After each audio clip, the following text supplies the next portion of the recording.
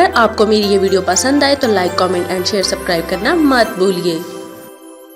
السلام علیکم معزز ناظرین، جیسا کہ آپ لوگ جانتے ہیں ہم پڑھ رہے ہیں سیرت نبوی صلی اللہ علیہ وسلم، لیکن شروع کرنے سے پہلے میری آپ سب سے گزارش ہے کہ ایک دفعہ نبی کریم صلی اللہ علیہ وسلم پر درود شریف پڑھ دیں، اور اس کے بعد جہاں بھی نبی کریم صلی اللہ علیہ وسلم پر نام مبارک آئے وہاں پر درود شریف ضرور پڑھیں، اور اگر آپ درود شریف نہیں پڑھ سکتے تو کم از کم صلی اللہ علیہ وسلم ضرور کہیں۔ تو چلیں شروع کرتے ہیں۔ اس کا باب نمبر 96 ہے، جس کا نام ہے اللہ کی تلوار۔ حضرت خالد بن ولید رضی اللہ تعالیٰ عنہ نے پرچم سنبھالتے ہی دشمن پر زبردست حملہ کیا۔ اس طرح جنگ کا کانسا صحابہ کرام رضی اللہ تعالیٰ عنہ کے حق میں پلٹ گیا۔ اس طرح کفار پر مسلمانوں کا رعب چھا گیا اور وہ مزید لڑائی سے کترانے لگے۔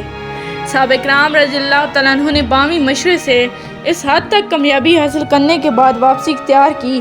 حضرت خالد بن ولید رضی اللہ تعالیٰ عنہ نے فوج کا امیر بنتے ہی لشکر کا اگلا حصہ پیچھے کر دیا اور پچھلے حصے کو آگے لے آئے۔ اس طرح دائیں حصے کو بائیں جانب اور بائیں حصے کو دائیں جانب سے لے آئے، اور اس طرح انہوں نے پورے لشکر کی ترتیب بدل کر رکھ دی۔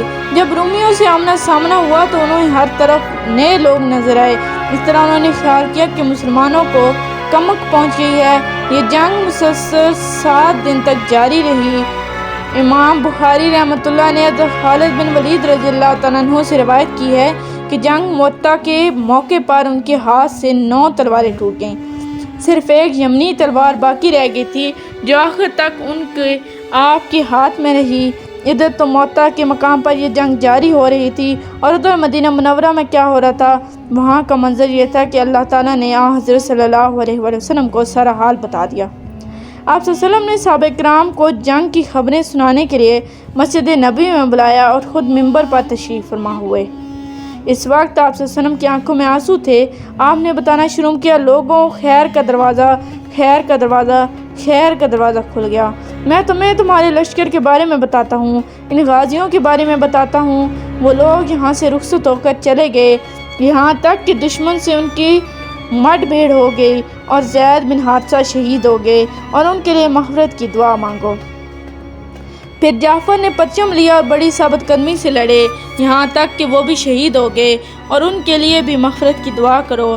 پھر عبداللہ بن رواح نے پرچم اٹھایا اور وہ بھی شہید ہو گئے۔ پھر خالد بن ولید نے پرچم اٹھایا، وہ لشکر کے امیر نہیں تھے، وہ خود اپنی ذات کے امیر تھے، مگر وہ اللہ کی تلواروں میں سے ایک تلوار ہے، اس لیے اللہ کی مدد تیار ہے۔ اللہ تعالیٰ نے اس تلوار کو کافروں پر سونپ دیا، اللہ تعالیٰ نے دشمن پر فتح نصیب فرمائی۔ اس کے بعد حضور اکرم صلی اللہ علیہ وسلم نے حضرت خالد بن ولید رضی اللہ تعالیٰ عنہ کے بارے میں دعا فرمائی، اے اللہ، وہ تیری تلواروں میں سے ایک تلوار ہے، تو اس کی مدد فرما۔ اسی دن سے حضرت خالد بن ولید کو سیف اللہ کے ہاتھ جانے لگا۔ حضرت اسماء بنت امیس رضی اللہ تعالیٰ عنہ حضرت جعفر رضی اللہ تعالیٰ عنہ کی بیوی تھیں۔ جس روز اس لڑائی میں حضرت جعفر رضی اللہ تعالیٰ عنہ اور ان کے ساتھی شہید ہوئے، نبی کریم صلی اللہ علیہ وسلم ان کے گھر تشریف لائے، فرمایا، جعفر کے بچوں کو میرے پاس رہو۔ حضرت اسماء رضی اللہ تعالیٰ عنہ بچوں کو آپ کے پاس لے آئیں۔ حضور اکرم صلی اللہ علیہ وسلم انہیں پیار کرنے لگے اور ساتھ میں روتے بھی رہے، یہاں تک کہ حضور اکرم صلی اللہ علیہ وسلم داڑھی مبارک آنسوؤں سے تر ہو گئی۔ حضرت اسماء رضی اللہ تعالیٰ عنہ کو حیرت ہوئی، پوچھنے لگی، اللہ کے رسول، آپ پر میرے ماں باپ قربان، آپ کیوں رہ رہے ہیں؟ کیا جعفر اور ان کے ساتھیوں کے بارے میں کوئی خبر آئی ہے؟ جواب میں حضور اکرم صلی اللہ علیہ وسلم نے ارشاد فرمایا، ہاں، وہ اور ان کے ساتھی آج ہی شہید ہوئے ہیں۔ وہ یکدم کھڑی ہو گئی اور رونے لگی۔ یہاں یہ بات قابل غور ہے کہ اس وقت حضرت جعفر اور ان کے ساتھی مدینہ منورہ سے بہت فاصلے پر ملک شام میں لڑ رہے تھے، اور وہاں سے کس طرح بھی خبر آنے کا کوئی ذریعہ نہیں تھا۔ اب ظاہر ہے اللہ تعالیٰ نے بذریعہ وہی خبر حضور اکرم صلی اللہ علیہ وسلم کو دی تھی۔ آپ صلی اللہ علیہ وسلم نے حضرت اسماء کو بلند آواز سے روتے دیکھا تو فرمایا، اے اسماء، نہ بین کرنا چاہیے نہ رونا پیٹنا چاہیے۔ جلد ہی وہاں عورتیں جمع ہو گئیں، وہ بھی یہ خبر سن کر رونے لگی، نوحہ اور ماتم کرنے لگیں۔ کسی نے حضور اکرم صلی اللہ علیہ وسلم کو آ کر بتایا، عورتیں بہت ماتم اور نوحہ کر رہی ہیں۔ آپ صلی اللہ علیہ وسلم نے ان سے ارشاد فرمایا، جا کر انہیں خاموش کرو۔ وہ گئے اور جلد ہی واپس آ کر بولے، اللہ کے رسول، وہ خاموش نہیں ہو رہی۔ حضور اکرم صلی اللہ علیہ وسلم نے ارشاد فرمایا، جاؤ اور انہیں خاموش کرنے کی کوشش کرو، اگر نہ مانے تو ان کے منہ پر مٹی پھینکو۔ اس کے بعد آپ صلی اللہ علیہ وسلم نے حضرت جعفر رضی اللہ تعالیٰ عنہ کے بچوں کے بارے میں دعا فرمائی، اے اللہ جعفر بہترین ثواب کے حقدار ہو گئے ہیں تو ان کے اولاد کو ان کا بہترین جانشین بنا۔ اس کے بعد آپ صلی اللہ علیہ وسلم وہاں سے واپس تشریف لائے، اپنے گھر والوں سے فرمایا جعفر کی بیوی بچوں سے غافل نہ ہو جانا، آج وہ بہت غمگین ہیں، ان کے لیے کھانا تیار کر کے بھیجو۔ حضرت جعفر رضی اللہ تعالیٰ عنہ کے بارے میں آپ صلی اللہ علیہ وسلم نے ارشاد فرمایا، اللہ تعالیٰ نے جعفر کے دونوں بازوؤں کی جگہ پر 2 پر لگا دیے ہیں اور وہ ان کے ذریعے جنت میں اڑتے پھرتے ہیں۔ حضرت عبداللہ بن عمر رضی اللہ تعالیٰ عنہ کہتے ہیں کہ حضرت جعفر رضی اللہ تعالیٰ عنہ کی لاش پر ان کے سینے اور مونڈے کے درمیان حصے میں 9 زخم آئے تھے، یہ تلوار اور نیزے کے تھے۔ حضرت جعفر رضی اللہ تعالیٰ عنہ اس روز تھے بھی روزے سے۔ حضرت عبداللہ بن عمر رضی اللہ تعالیٰ عنہ کہتے ہیں کہ میں حضرت جعفر کے پاس شام کے وقت پہنچا اور وہ میدان جنگ میں زخموں سے چور پڑے تھے۔ میں نے انہیں پانی پیش کیا تو انہوں نے فرمایا، میں روزے سے ہوں، تم یہ پانی میرے منہ کے پاس رکھ دو، اگر میں سورج غروب ہونے تک زندہ رہا تو اس پانی سے روزہ افطار کر لوں گا۔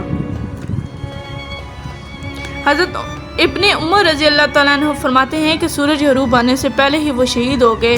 حضرت عبداللہ بن عمر رضی اللہ تعالیٰ عنہ سے روایت ہے، ایک مرتبہ ہم رسول اللہ صلی اللہ علیہ وسلم کے ساتھ اچانک آپ صلی اللہ علیہ وسلم نے آسمان کی طرف منہ اٹھایا اور وعلیکم السلام ورحمۃ اللہ وبرکاتہ فرمایا۔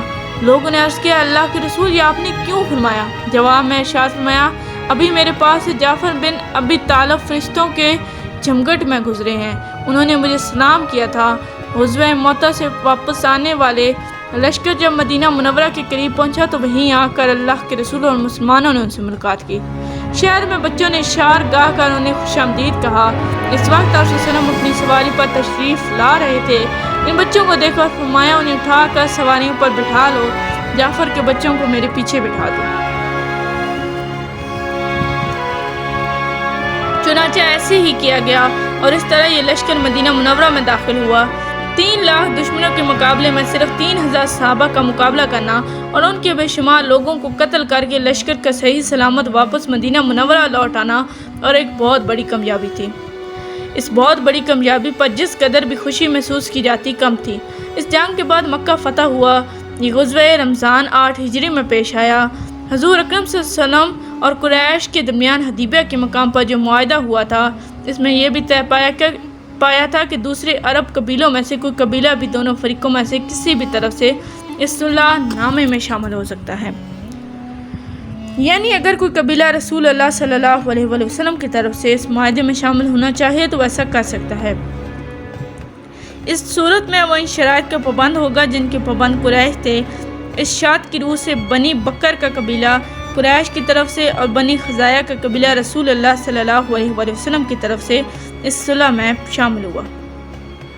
جبکہ ان دونوں قبیلوں میں بہت پرانی دشمنی تھی، دونوں کے درمیان کافی قتل و غارت گری ہو چکی تھی اور خون کے بدلے باقی تھے، لیکن اسلام کی آمد نے دشمنوں کو دبا دیا۔ اب ہوا یہ کہ بنی بکر کے ایک شخص نے رسول اللہ صلی اللہ علیہ وسلم کی شان میں توہین آمیز شعر لکھے اور ان کو گانے لگا۔ بنی خزاعہ کے ایک نوجوان نے ان اشعار کو سن لیا، انہوں نے بنی بکر کے شخص کو پکڑ کر مارا اور اس سے وہ زخمی ہو گیا۔ اس پر دونوں قبیلے ایک دوسرے کے خلاف اٹھ کھڑے ہوئے، کیونکہ پرانی دشمنی تو ان کی پہلے سے ہی چلتی آ رہی تھی۔ اب تک کے لیے اتنا ہی، ملتے ہیں اگلے باب میں، تب تک کے لیے اللہ حافظ۔ Please like, subscribe and share our channel and press the bell icon for more videos.